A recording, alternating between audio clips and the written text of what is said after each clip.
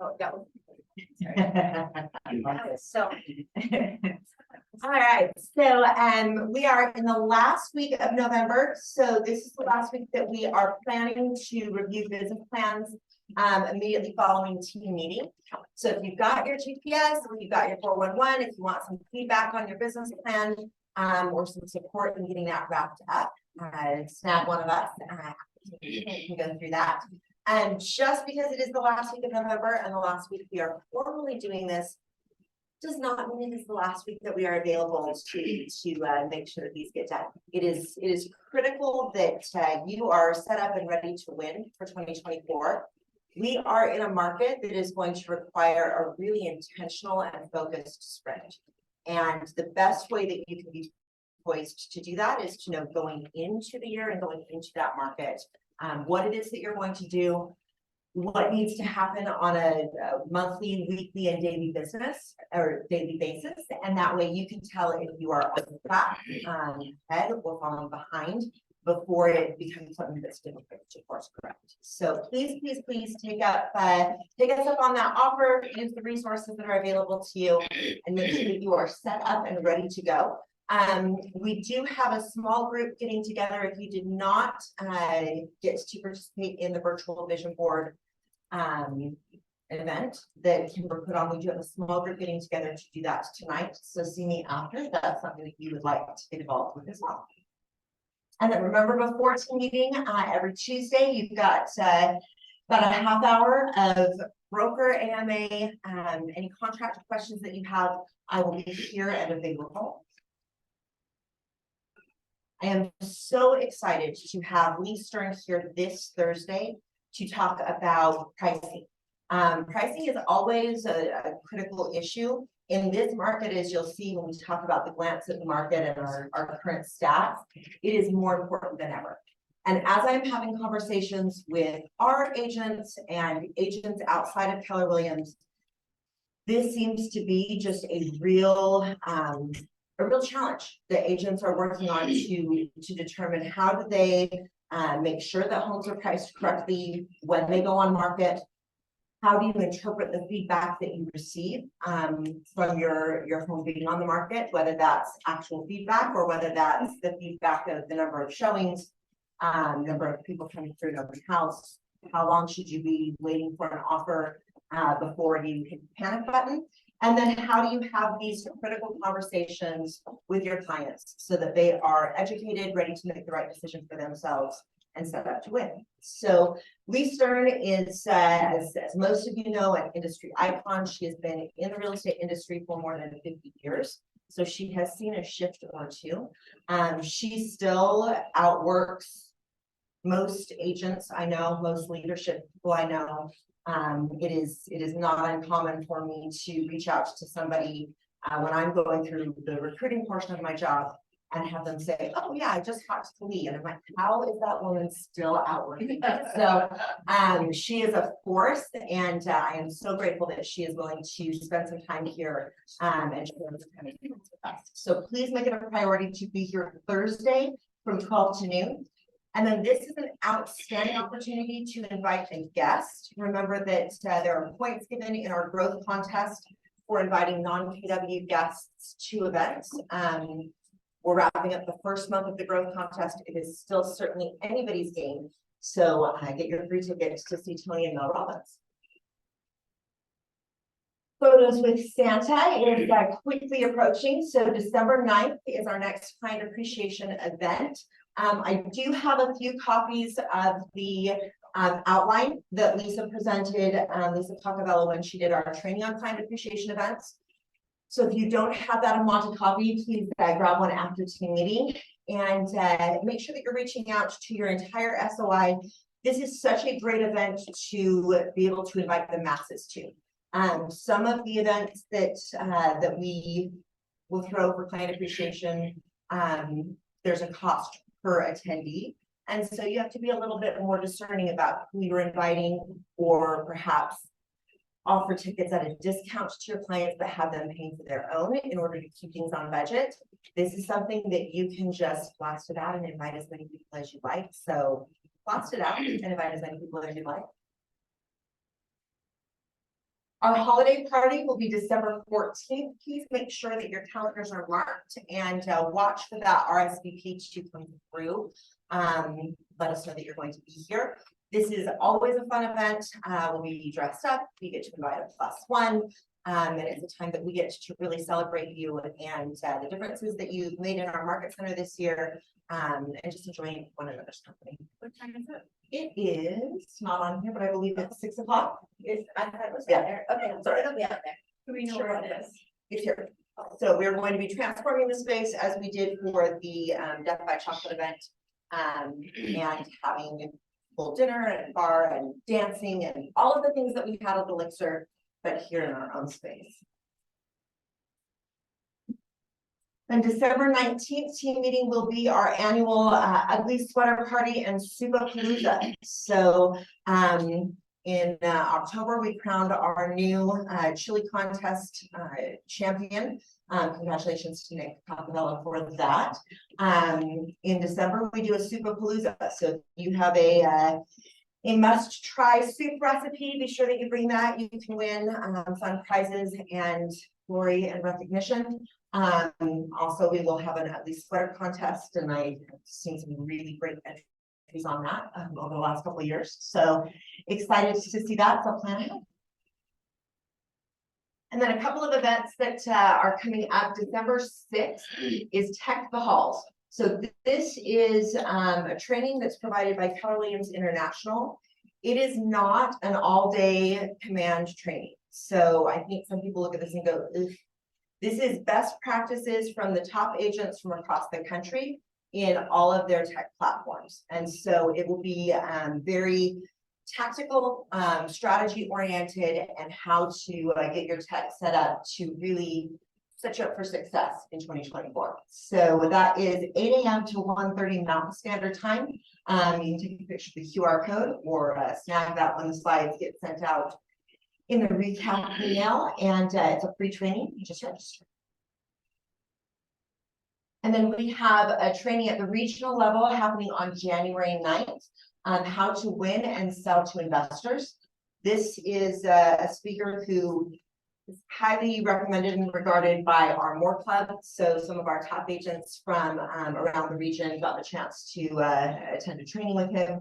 He's one of, I believe, 16 master trainers for Keller Williams throughout the country. So it should be a great training, great content, 3 hours of elective CP, and that will be at the Free Enterprise Center at Salt Lake Community College.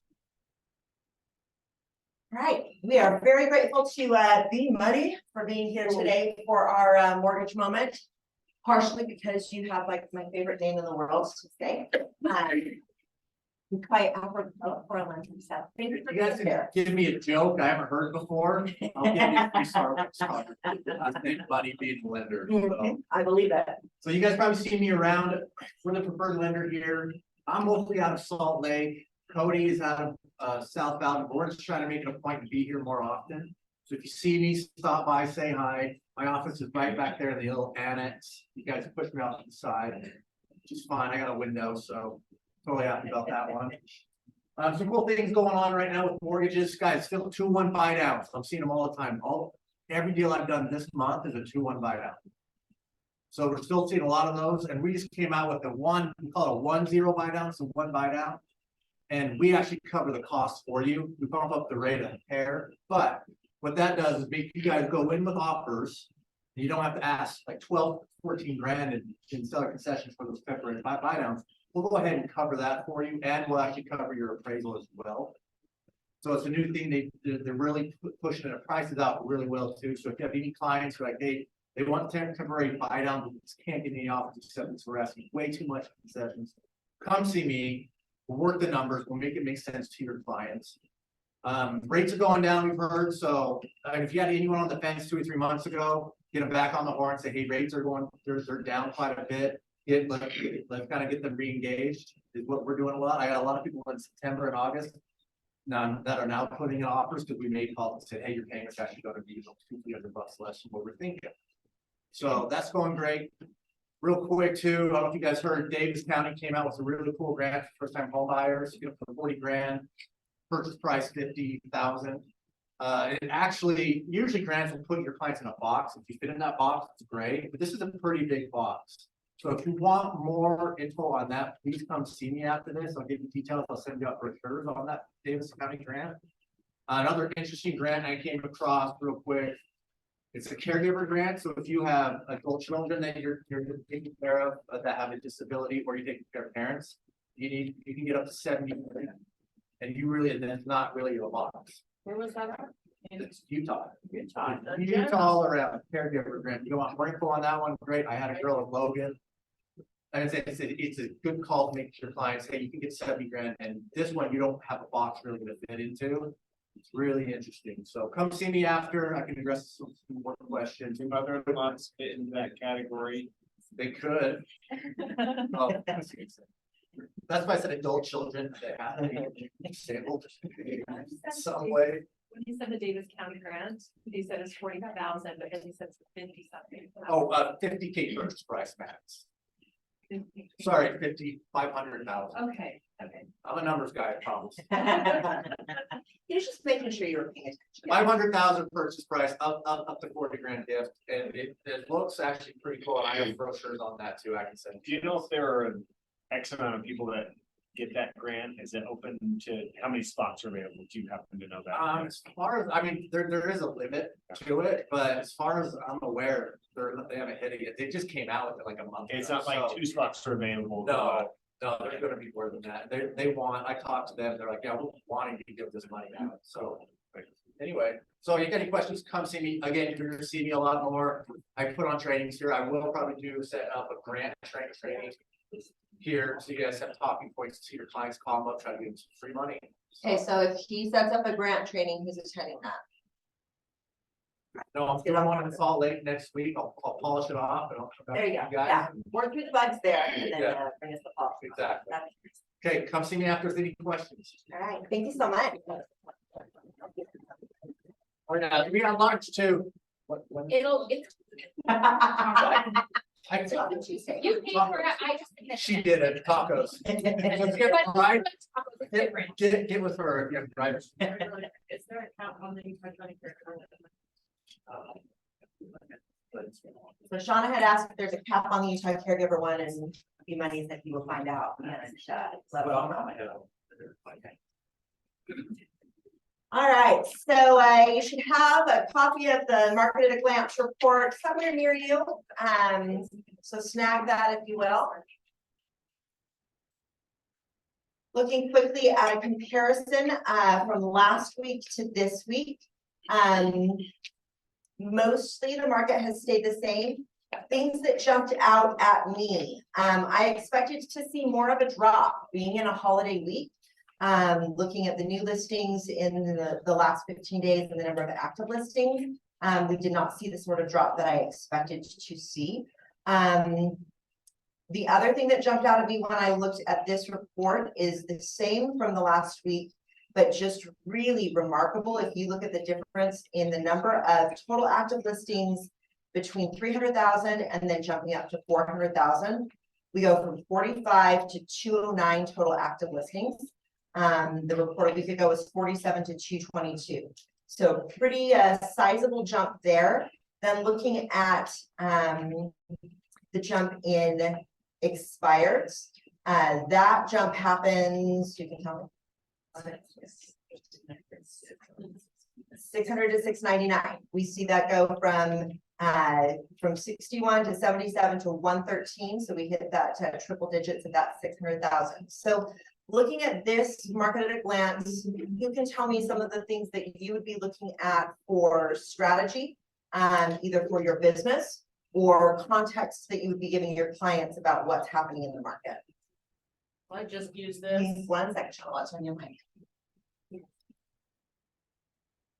So I'm trying to talk a very stubborn person into time or to price reduction. And so I actually took this and showed him, without giving any confidentiality away, I showed him the price range he's in and the price range where I suggested, and it looked way better. At the lower price range, for expireds, have anyone under contract, with competition, everything. So, yes, today they're supposed to give me an answer. They're gonna be producing, so hopefully so. Cross the fingers. What other thoughts do you have?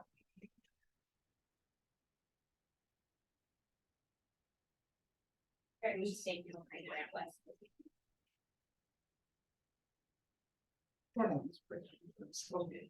I just think it's interesting that from 500,000 to 5,600, you go from 26% under contract to 9%. Mhm. Yes, Will you repeat that one time just so that? yeah, so the under contract on the 4 to 500,000 is 26%. The under contract ratio on the 5 to 600,000 drops down from 26 to 9%. Mhm. It's just such an interesting, I've noticed a lot of kind of a Utah local type of income. I feel like has struggled just at that 550, 600 range, where that's kind of in the sweet spot, and now with higher rates, it is a little harder, and the numbers show that they are struggling right there. So I don't know, it's just one of those interesting stats. It's like there's lots sitting at that price range. Yeah, I agree. What else? So comparing what we've seen in the market, so far this year to last year. Last year, by this time, we had 8,808 sales of single family homes in Salt Lake County. This year, we've had 7,307 single family homes sold in Salt Lake County. So we're down 17%, which is tracking what we've been looking at if you've been following the quarterly market updates. Something that was interesting to me in looking at these stats is that the average sales price last year was $689,313. Average sales price year to date is $679,214. Again, this is for single family homes across Salt Lake County. So we're at 98.5% of the average sales price that we were last year. That's not necessarily what I expected to see.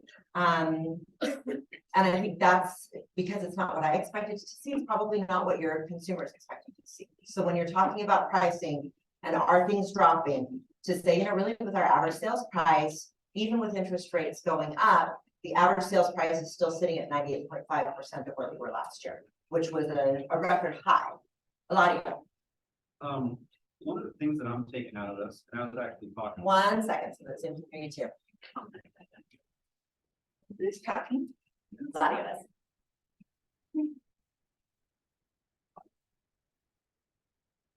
So one thing that I was looking at with these stats, and I was actually talking to Jordan about this, was how long things are taking. And I feel like, the last years, right? The conversation with my sellers is, okay, right, so we get it on the market, 2 weeks, we have an offer, 30 days to close, okay, for somewhere between 45 and 60 days-ish, okay, right? Throwing some random things out there, right?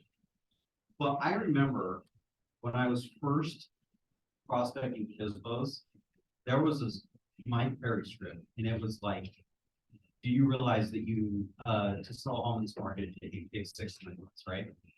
And that quickly went away. Like when I first got in, it was never took that long, right? And I don't think it's gonna take 6 to 9 months, but by the time you prep a property, which needs to happen, right? We can't just stick a sign in the ground. Yeah, you guys don't need to clean up anything, we'll just get some boots through and off we go, right? They need to prep the property really, really, really well.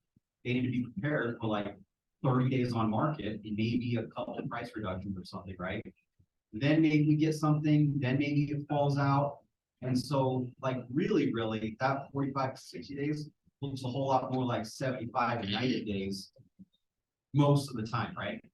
So from our own expectation on what it takes to generate business and get income, it's not like I got a lead, they're hot and ready, I'm closing in 60 days. That's best case, maybe that's 90 days or 120 days.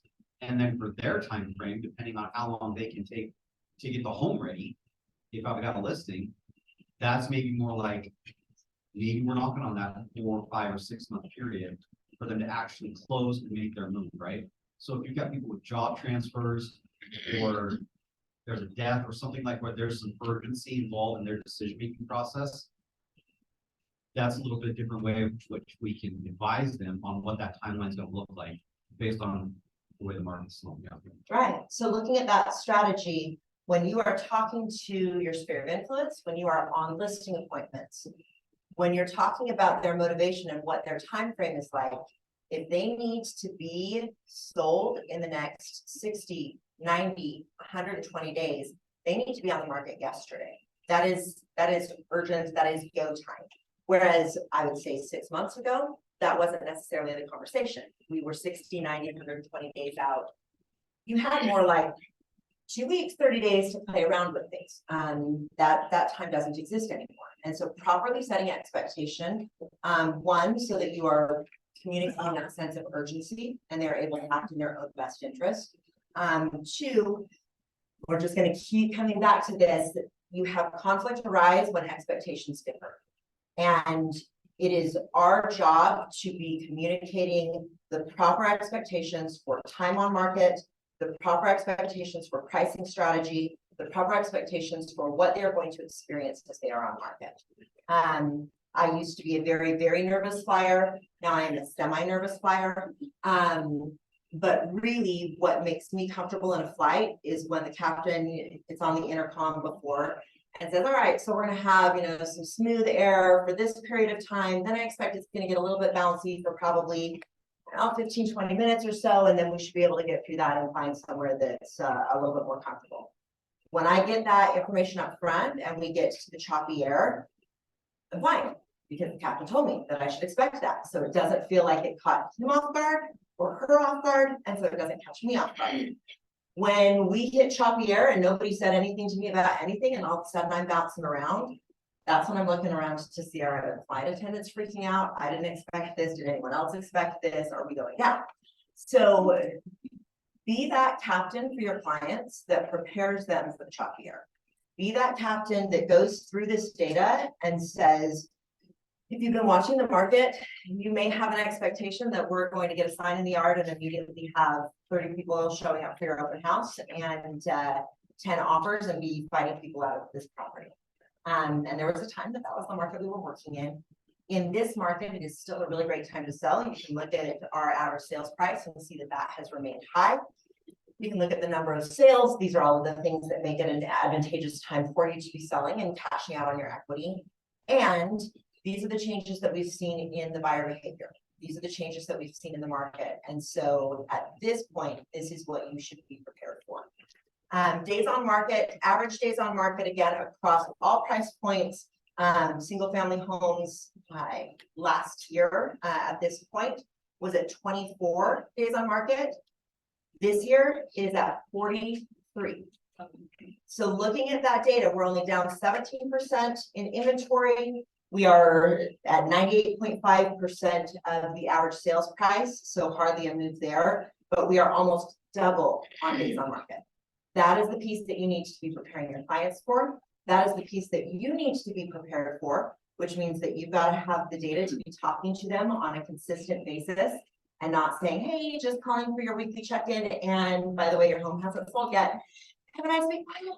Have the information to share with them, and then have the strategy to use this time, to leverage this time to attract more business to you. That is for us, the benefit of this extended days on market is when we were at 24 days on market, it was so hard to pull future business from our current business because by the time the consumer was aware of it, it was sold and we were done. Right now you have the time, use it.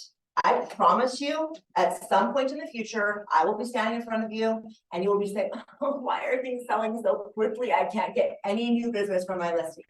So right now, while things aren't selling quickly, please use and leverage that time. Jordan. Just going back to the, just trying to clarify the price, the sold price to the list price. that doesn't count for the price reduction. So if you come off 100,000 and that's your price, and then whatever it sells from that new price, correct? Correct, Not the original listing price. correct, with this data, yes. Okay. Yes. Eladia, Sorry, I know I'm long with, so do we think this is like, okay, now we've reached the point where we are going to see some depression on prices? Because I feel pretty good about what I can comp something out at, right? Let's say I comp something out at 600K. But I'm pretty confident that I'm also gonna need a price reduction. And I'm pretty sure I'm gonna need like 5% out of that, right? So we feel like, okay, now we're at that point where we are going to start underpricing things, or at least being a little bit more aggressive by at least that first price reduction to make it happen, or, you know what I mean? I mean, yeah, we've seen some prices go down, but everybody was like, no, or we were like, okay, can we officially say, look, whatever you list at, we're getting 5% less than that or something like that. so I would say, one, attend Lee Stern's class on Thursday. Two, that conversation up front in the listing appointment is absolutely a part of preparing proper expectations. And if your presentation is getting them on board for the list price without ever talking about what strategies may need to happen moving forward to adjust that price, you are setting yourself up for a really uncomfortable conversation come week 2, 3, 4. I do anticipate that we are going to continue to see price reductions as we have, while everybody in this market tries to wrap their arms around it. And I think some of those price reductions have been driven by aspirational pricing, but I think a lot of it has just been driven by, on paper, this is what a property is worth, but with the lack of consumer confidence and the increase in interest rates, buyers aren't willing to move forward on that, so sellers who do need to sell are making a reduction in order to get it done. I'd love to hear from other agents that are working with listings. Do you agree, disagree? What are you seeing as far as pricing? Gordon and then maybe Tiana? Well, I just sucked a lot at it lately, so let's start with that. No, just with listings going into it and just saying, hey, this is kind of where we think we should start. In 5 to 7 days, I will call you with a price reduction, and that price reduction is going to be between $20,000 and $30,000. Are you going to be upset with me when I call you in 5 to 7 days? Right? They're like, well, I'm like, okay, that's what I'm going to do. So I'm just setting that right up front. If we can get that price, great. But it makes that second conversation so much easier because I'll call them and say, hey, guess what? It's been 7 days. I'm calling with that price reduction. And they say, perfect, I've been anticipating it. And another 7 days, I'll call you with another one, just like we talked about. It sucks, but at least they're not taking that back, like saying, oh my gosh, what is going on? You know, I didn't expect to come off that price. They're expecting to come off that price. And makes the conversation easier. It's not a fun conversation, but it's helpful to at least set that standard up front. One, I can't imagine it ever being mad at Jordan.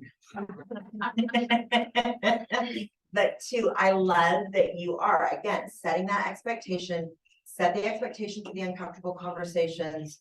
As much as they don't love when you call in 7 days and say, okay, it's time to reduce, at least they are not surprised by it. And they're able to deal with sort of the emotional warfare that they've got to process on their own in advance, rather than having that come up at the time that you need them to be tactical and actually make them move. It's important to remember, we don't get to take credit for the market. That means when the market is smoking hot and sellers are getting $50,000 over their asking price and everything is selling, we don't get to take credit for that. We didn't make it happen.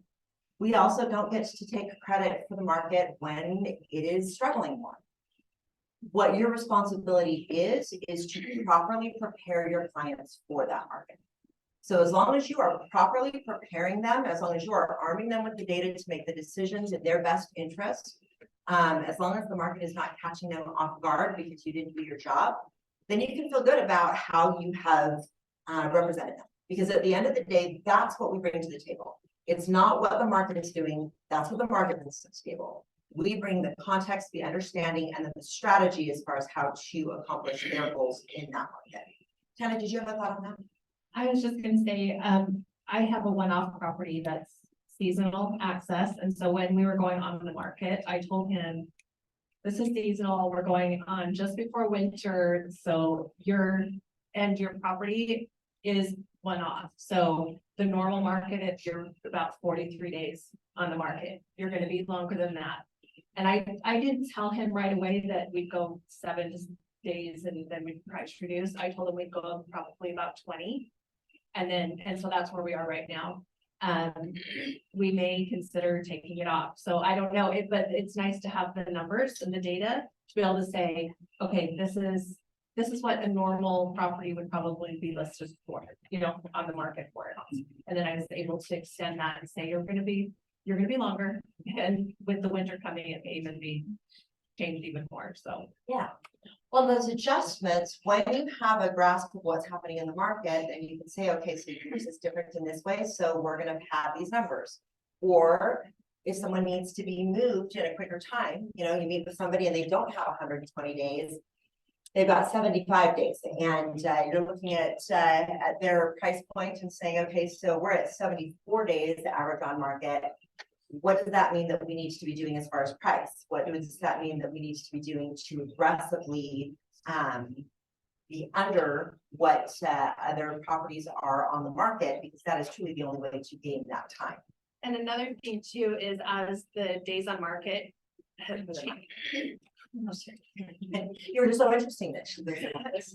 As the days on market has changed, I've been able to let him know that weekly too. Say your price point is here and we're already seeing a change in the market, and the market's what's driving if your home's gonna sell. So so we just have to keep in communication. I'm gonna say, Karen, or let's go Shauna and then Karen, just for the ease of running mics. I'm just gonna kind of go off on your thing is if you're communicating with your client, like especially doing a weekly, I learned this as a young age. It was so nerve-wracking when I was younger to ask for a price reduction. But it's so much easier when I found that if I'm communicating with them, doing a weekly update, even if I don't have anything new to say, I'm checking in with them. Like it is so much easier because I've been doing these things each week to get a buyer in to ask for a price reduction. If you're not keeping in contact, they're gonna think, yeah, right, you haven't done anything for me. Absolutely. Yeah. And when it feels like hitting price is your first lever that you're pulling, you will always run into more resistance from your client on making that adjustment.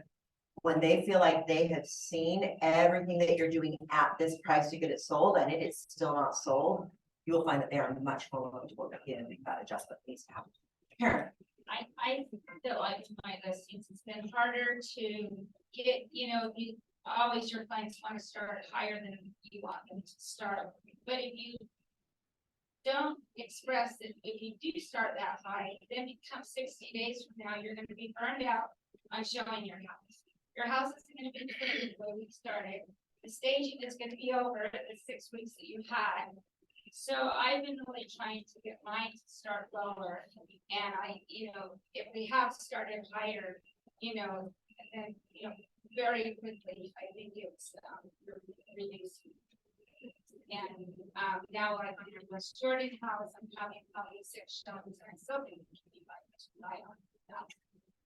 so and my one of the avenues a little bit, and it's funny because Liz at that property on TRC, and she started Waco, and she had 2 offers. We had one that went under the first 4 days, and then another one that went under after they canceled 4 days. So I think if you start high, the clients are going to be burned out by the time they Yeah, that seller fatigue is real, and even if they don't know it going in, you know it, and so helping to protect them from that.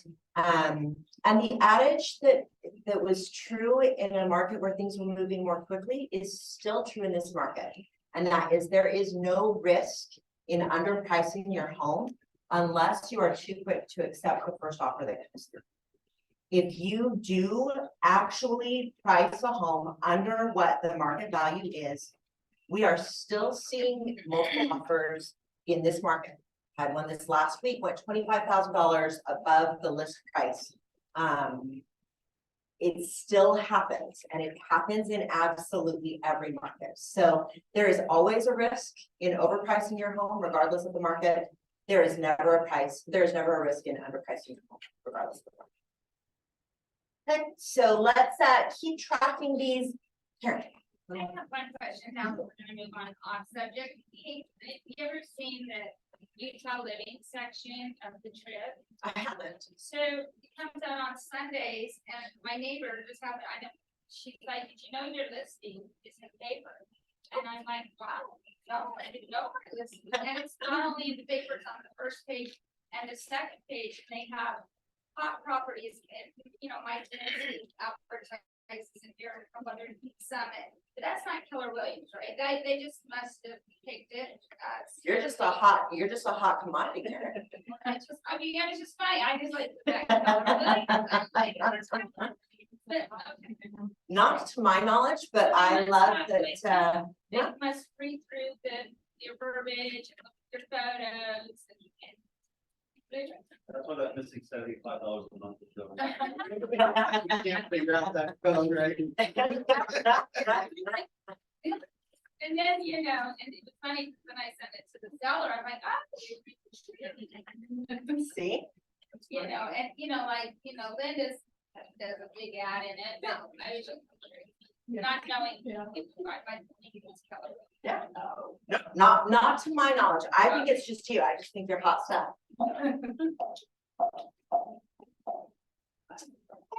We're advancing. All right, so we will be continuing to have conversations around the legal action that we are dealing with, navigating as an industry.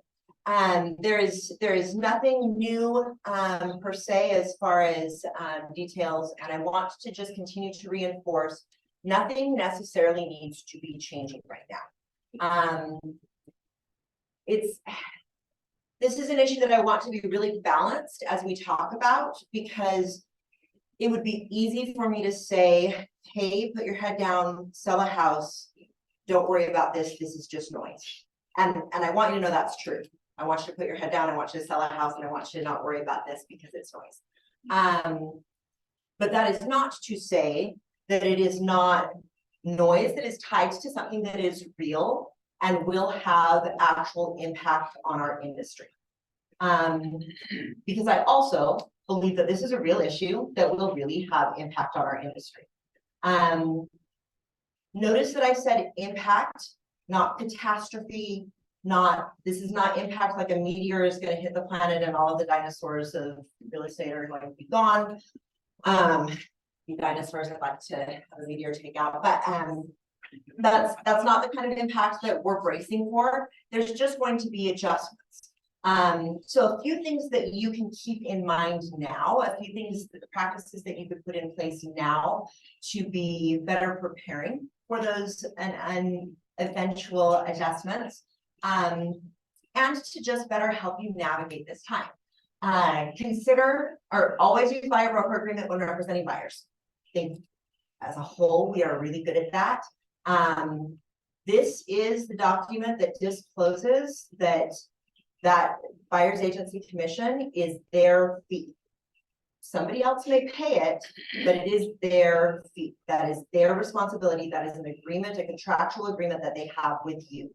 It is critical that you are always getting this signed, get it signed early, and make sure that you are reviewing that document thoroughly with your clients. Consider a pricing menu. So rather than having, when you're going on a listing appointment, rather than saying, okay, and this is the percentage, this is my fee, having a few different options is something that we have been advised would be helpful as we are looking at these allegations. Leave compensation fields blank on agreements. So before you have had a conversation with the client about what that compensation will be, whether that's a pricing menu that you're going through, or whether you are just explaining what that percentage is that you will be charging. Leave it blank, then have the conversation, then fill it in. Any questions on that? Okay. And then share the reasons that offering a buyer's agent compensation is advantageous to the sellers. But please, please, please, please do not make that advantage. Hey, if you don't offer a BAC, the buyer's agents are going to steer their clients away from your house and no one is going to come and see it. I'm just gonna leave that there. So do not suggest to the seller that if they don't make a certain offer of compensation, agents will likely not show their home. Please do not fill in your BAC form with 0 or free. Again, please just take free out of your vocabulary. Like y'all get, we are not free to work with buyers, right? You are very valuable. You are not free to anything. You're the guacamole, not the whatever toppings you get without charge, okay? So do not put in free or 0 compensation. Don't present your services as free. This is my fee. This is how I will be representing you. In most cases, the seller is going to be willing to cover this fee on your behalf. If we're looking at a property that's not the case, I'll let you know in advance so that we can have some strategy around it. That's the conversation that you want to be having, not it's going to be free to you. And then please don't suggest to the seller that there is a set expectation standard or requirement for buyer's agent compensation. They have any number of options. You can talk to them about how, again, looking at the reasons that offering a BAC helps the seller, it helps the agent market and sell their home. They'll reach more agents, which will connect them with more willing and able buyers. It increases demand. It means that they will have a professional agent on both sides of the transaction, which means that they will be more likely to close, but not because other agents will steer their clients away. I have a question. You're taking the listing agreement Natalie?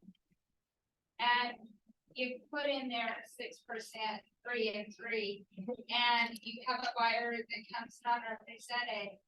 And you know, they put that new section in, that split it out so you can show what you actually, I think some agents were doing it differently, but they might have been taking more and we offering 2. I kind of think that's why they put that in there to begin with. But so if you have a listing of 6% or 5%, you're doing 2.5 to 2.5, and then they come non-represented. And then we always know that because they said that they're gonna pay a 5% commission. A lot of times they just go back and go, okay, well, you know, since you had a non-represented buyer, I'll do it for 4%. Does that box go into consideration at that point? So what you would need to have is just separate disclosure. If you're going to change that commission, say you decide I'll do it for 4%.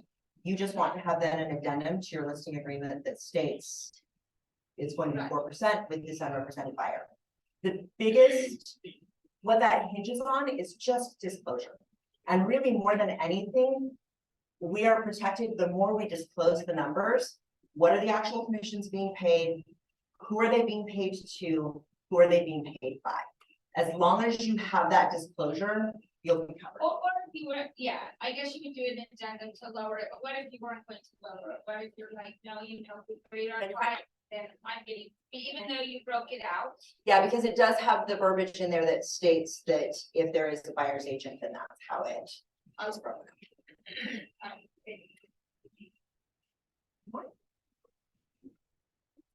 How careful do we need to be in our assistance to an unrepresented buyer? So an unrepresented buyer comes in, of course, we're just wanting to help. How much liability do we assume if we are asking them a question to make a decision between? I think there's just so many scenarios that a buyer doesn't know what they don't know. And that without having representation, they don't have even the knowledge where to go to get the answers. How careful do we have to be as a listing agent not to put ourselves into a liability situation with an unrepresented buyer? So I serve on the grievance committee and we actually just reviewed a case tied exactly to that. So the challenges that you face when you are a listing agent working with an unrepresented buyer are that it is very, very, very easy to cross that line and at least have the appearance that you are violating your fiduciary duty or that you are acting as a limited agent without properly disclosing that limited agency.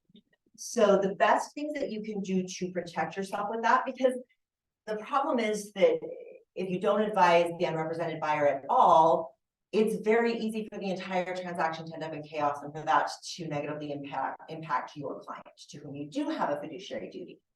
So disclosing to the seller any direction, advice, guidance that you will be giving the buyer, letting them know why you are giving them that direction and advice, and being very clear as you give them that information. I am not your representation. Of course, I represent the seller. I know that you're unrepresented. Here are some places you may look for this information. I would give those disclosures and I would confirm those disclosures in writing so that there is just never any question of why did Lisa tell that buyer this, because they would have paid more money for my house otherwise. And so she was really looking out for their best interests and not mine.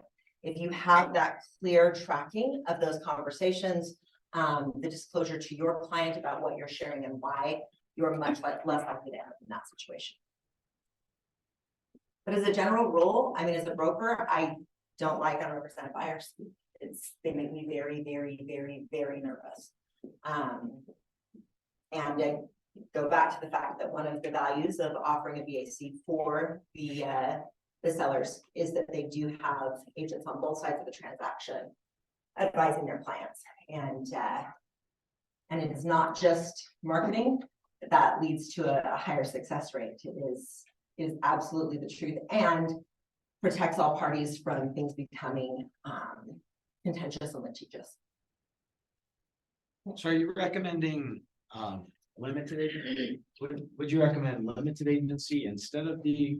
So see, this is this is tricky, right? So because I'm going to be honest, I don't love limited agency as a broker either.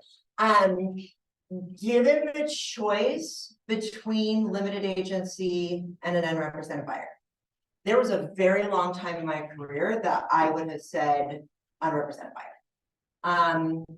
At this point, I lean a little bit more towards limited agency because you will end up acting as a limited agent. Best case scenario, it's just going to happen. And so if you have limited agency, you at least have that disclosure. So at this point, yeah, I would lean more towards limited agency. That's new for me. You could always refer it to another agent too. I've done that before. Yes, where I if refer the person. buyer is willing to be represented, very, very, very best option in my opinion is refer them to another agent. Okay. All right. Real quick, it doesn't increase your liability to still get the referral for the referral fee by sending them within the office. No, again, as long as your documentation is all in a row, as long as everything has been disclosed that needs to be disclosed, proper disclosure is just the base. So no, doesn't increase your life.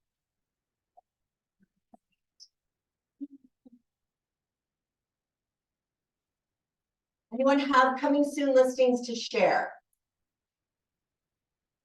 All right, y'all, get to work. You're past your tryptophan coma or whatever it is that we all get at Thanksgiving. It's time to get some listings before Christmas. Congratulations to our agents who did have listings this week. Amy Moreno had 2 listings, Mike Heslop had 1, Edgar Lopez Arpalo had 1, and Gary Sedwell had 1. Let's go 1, 2, 3. I didn't give you notice, so we're gonna do 1 clap on 3, and it's gonna be a very powerful clap. All right, 1, 2, 3. Ooh.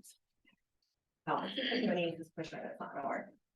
All right, family reunion tickets still available. They are $8.99. There are also tickets available to the Keller Classic Golf Tournament, if that's your cup of tea. And there is a golden ticket experience, something with Tony Robbins. There's a raffle to get some personal coaching. scan the QR codes and find out more. Congratulations to our current front runners in the growth contest, Karen Hansen, Gary Sundwall, and Mac Irvine. I know that Tana Barker is nipping at their heels. And remember, one of the best ways to get points for the growth contest is to bring guests to Keller Williams trainings or events. And we've got a great opportunity for that with Lee Stern on Thursday.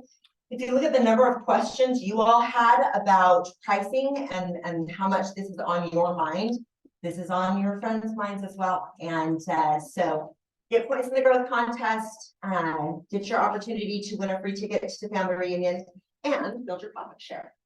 Thank you again to Intro-Lend for sponsoring Taco Tuesday. Except it's not going to be because they canceled on us.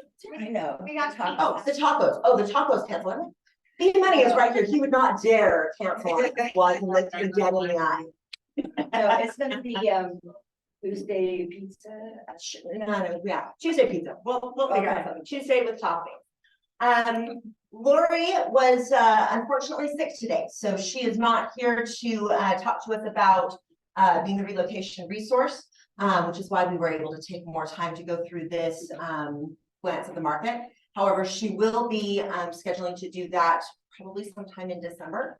And definitely come and attend that one. I am so impressed by her insights on working with relocation. Some of you know she was the relocation director for Berkshire Hathaway for an extended period of time. I've worked with a fair amount of relocation business, and she had all sorts of strategies that had blowing up emojis. So make sure that you come to that one. When is the mayor coming in? That is next week. So next week we will have the mayor of Cottonwood Heights here. I am very excited about this because we have some exciting developments happening in this area. You will have the opportunity to get this information first. So one of the things that we've talked about with the ALC is that they want more market information on what's happening in the neighborhoods so that you can turn around and share that with your clients. Use it to decide, strategy on areas that you want to focus on, but also have something to share with them that they're not just seeing when they're scrolling through social media. So I know that Lori talked about a lot of the plans for that parking lot that the Reams was in, and some of the things that they're considering with that. So I believe the mayor is going to talk about that, as well as other developments in the city. He has an engagement in the second half of our team meeting. So we will be starting with the mayor next week, right at 11 o'clock. So please get here early, get settled. I know that we're realtors, and so we tend to come in somewhere like 11:07 to 11:13. And I respect that. I do. I'm a realtor. I get it. But next week, make it like 10:47, and then it'll be here and ready to go. And then the following week we have somebody coming to talk about mental health, which for our industry and for the season, I think is a really good thing. So a couple of great meetings coming up. You'll notice you've got note cards on the tables around you. And if you'll just grab a stack of those, everyone will just grab a few cards.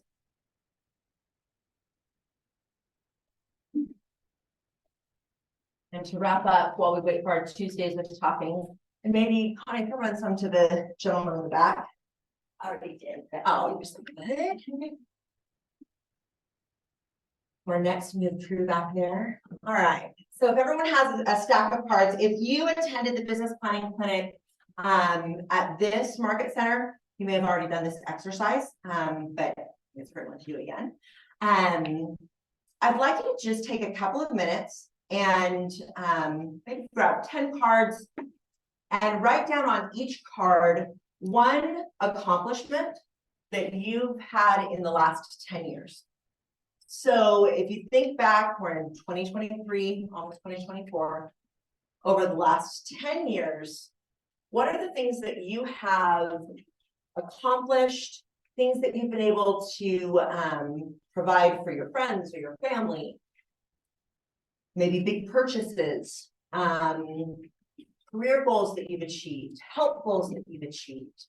What are the things that you're most proud of if you think through the last decade? And if you'll just write one on each card, so 10 cards, 10 things over the last decade.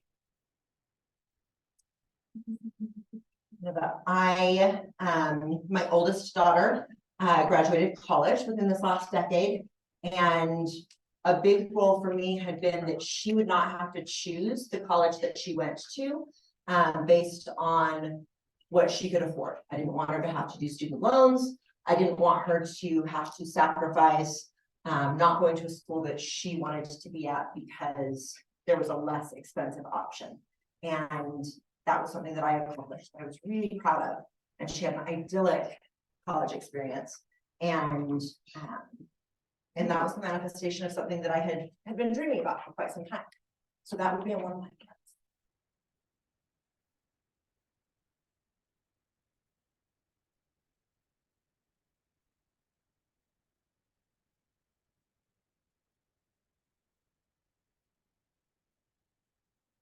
Some of you have gotten your real estate license within the last 10 years.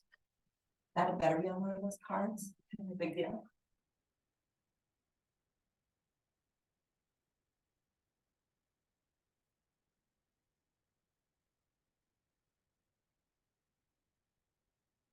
You bought your first investment or your first home. You got to experience helping someone else buy their first home.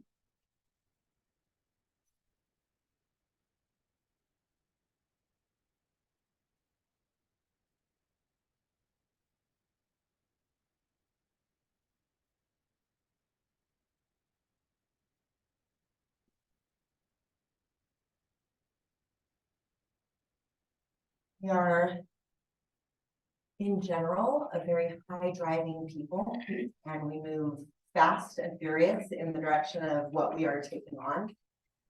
And sometimes it's hard to take that step back and recognize how far we've come and what we've accomplished along the way, and to celebrate those wins, because we're thinking about the next thing and the next thing.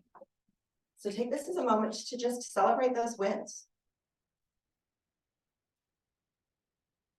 There have been those moments in my life that I look at and think, you know what, like junior high version of me would be so stoked about what my life has turned out to be. One of those moments.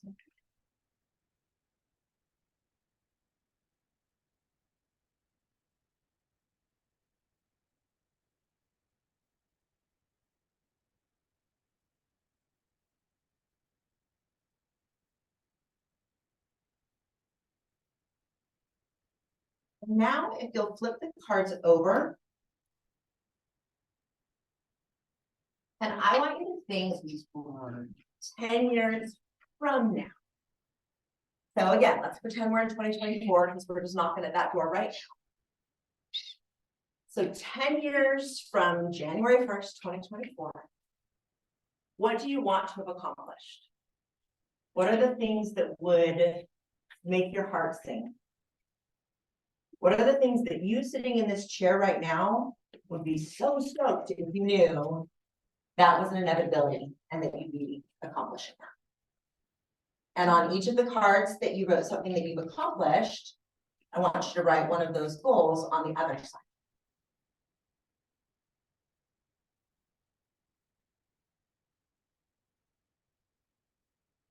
What are the things that you want to make happen for yourself, for your family, for your friends, for your fur babies? If you're not going to do it for you, at least do it for your family. What would need to happen with your health for you to feel like this has been your very best decade ever?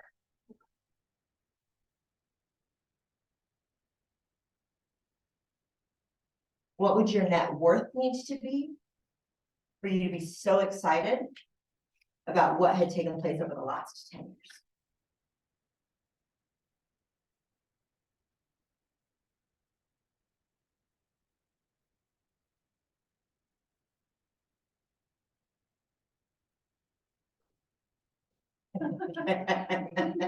We can do hard things a lot.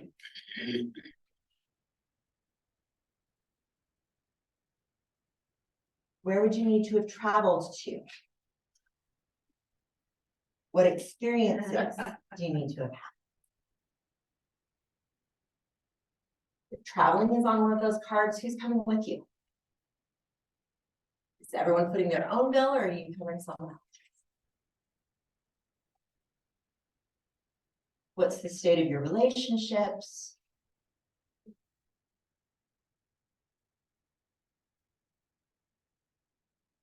Time is finite.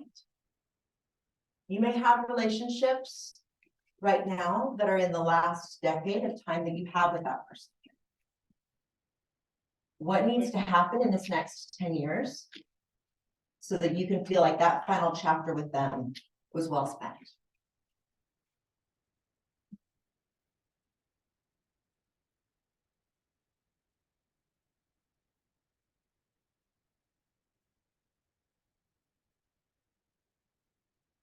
At least one of these cards that you're writing a goal down on doesn't make you incredibly nervous to write down. If you haven't questioned yourself at least 3 times before actually writing it down, keep going.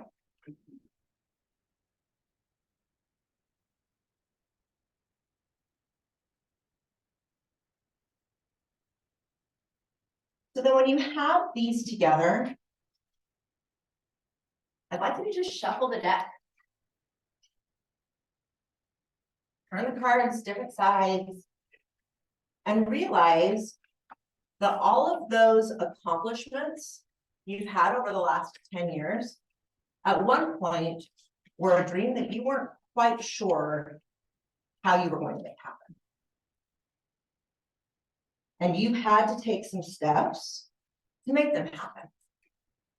I know that because you wouldn't really be proud of it. The stuff that we get excited about is the stuff that we have worked on. So just like some of the cards that you wrote down, hopefully, for your goals over the next 10 years make you nervous. There was a time that those things that now you've accomplished that seem like oh, of course, that they would have made you nervous. And so when you look at your goals, whether we're talking about for the next year, I keep forgetting this thing's not moving forward. Backwards. Whether we're talking about for the next year, the next 5 years, or your next decade, we're just going to leave it at that. I want you to notice the voice that pops up here. We don't always have control over our first thought. So it is fair if you wrote something down and then thought, that's ridiculous. There is no way I'm going to do that. No one in my family's ever done that. No one I know has ever done that. That is way too big, but okay, she said to write down something scary. That's okay if that was your first thought. You always have control over your next thought.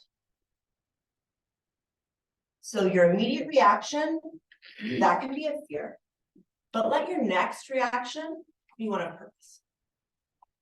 Let your next reaction question that fear. Okay, maybe it is impossible, but what if it wasn't?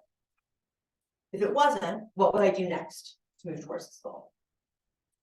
If it wasn't absolutely crazy, what else might be possible? The voice inside your head can feel really powerful, but it is just you. It's just made up. And I can prove it to you. So everybody inside your head, I'm going to count to 3. No one's going to make any noise come out of their mouth. Just in your head, I want you to scream hello as loud as you can. All right? So 1, 2, 3, and then you all have to scream super, super loud. Are you ready? Just inside your head. All right. 1, 2, 3. We're good. So once your drums blew out, it's nothing, right? It's just you. And if it's just you, you can make a different decision. So I would challenge you as we are wrapping up business plans, as we are moving into the new year, as we are looking at what the market is doing and setting strategy from that, make a different decision. Make a decision that moves you in the direction of the goals that you wrote down because you're worthy of those goals. Have a fantastic week. Enjoy your Tuesday toppings or whatever we're calling pizza. And please make sure that you are here for Lee Stern's class Thursday, 12 to 2. Thank you.